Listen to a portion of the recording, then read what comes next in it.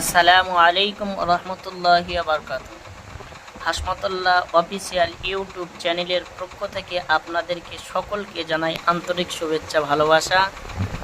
যেহেতু আপনারা আমার চ্যানেলটিকে সাবস্ক্রাইব করেছেন, আপনাদের অনেক অনেক অনেক ধন্যবাদ এবং অনেক অনেক শুকরিয়া।